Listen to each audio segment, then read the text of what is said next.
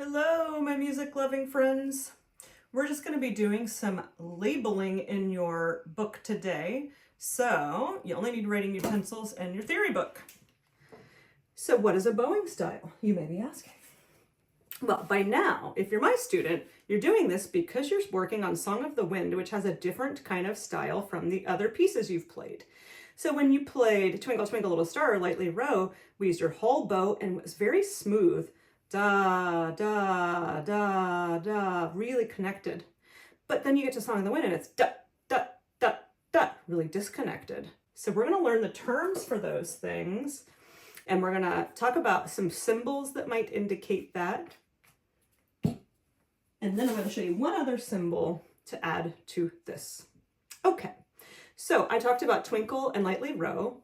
When we play those pieces, we are playing legato.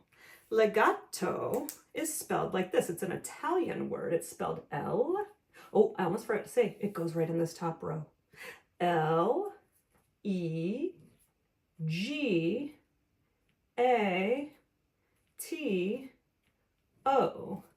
Legato. Now, we're not going to put a symbol for this one here. There are symbols that I will point out in your lessons that tell you that you're supposed to play legato, but for now, I'm going to indicate during your lessons whether you're supposed to play legato or staccato, which is the next word we'll get to. And if you're not my student, your teacher will explain that to you. I told you this is an Italian word. It means smooth and connected. That connectedness is the important part. So over here, I'm going to pick a color now, and we're going to write smooth and connected. So you need to make sure you have plenty of space for that. So the word smooth is spelled S-M-O-O-T-H.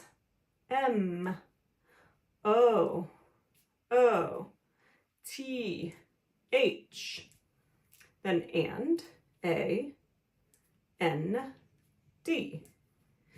Connected. C-O-N-N-E-C-T-E-D.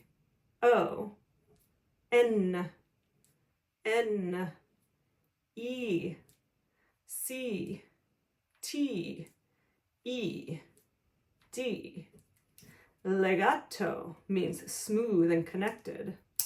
Da, da, da, da. So what's the opposite of that? Well, if you've been studying Song of the Wind with me, then you've learned the word staccato. It's another Italian word. Let's spell it together. It's S-T-A-C-C-A-T-O.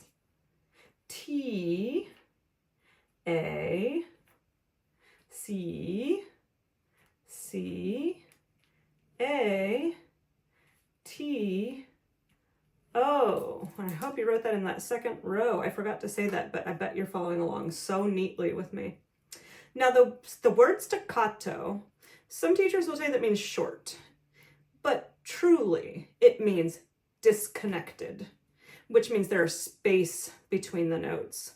And there is a marking that means that, and I'll show it to you in the music in just a moment. It's when a note has a dot underneath it.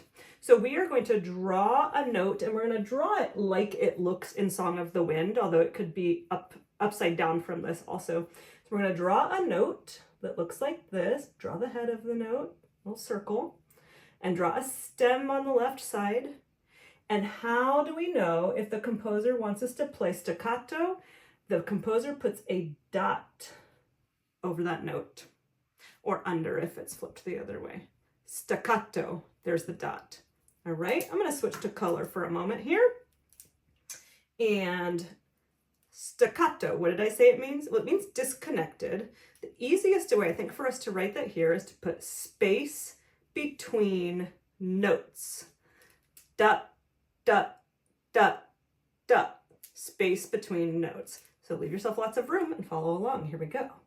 Space, S, P, A, C, E, between, B, E, T, W, E, E, N, notes, N, O, T, E, S, space between notes. Now, As I mentioned at the beginning, I had already filmed this video and then the phone didn't capture it. So I'm going to close this. I'm going to show you something else very quickly, and then I'm going to cut to the sheet music and show you some things. The fact that I am filming this for the second time means everything that you're about to do is already written in your symbols section, but here it is.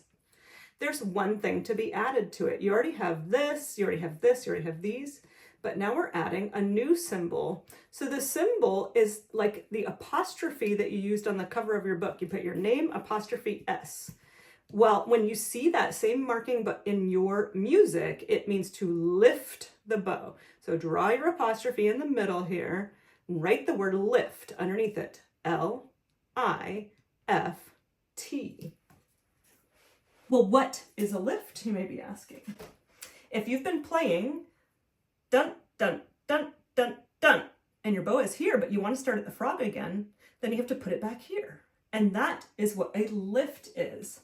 Let's pretend like this is my violin string and I'm playing dun, dun, dun, dun, dun. Then I lift the bow and I put it back here. Now I don't do a big lift because then it'll sound like crunch or da da da da da da, and that's not very pretty. So when we do a lift, we go dun, dun, da, keep it close to the string and put it back here. Dun, back here. Let's take a look at some music. Now I'm zooming in on a very small piece of this. If you're my student, you're working out of the Suzuki books, and you can open up to page 28 in that book or in your binder, and you'll see the whole piece of sheet music. But if you don't have the book, then I can't show you the entire thing. So I'm just going to show you an example on your part of the things that we were just writing. So looking at this note, what do we see over it? We see a dot. So that means staccato, and it means you're going to play with space between the notes.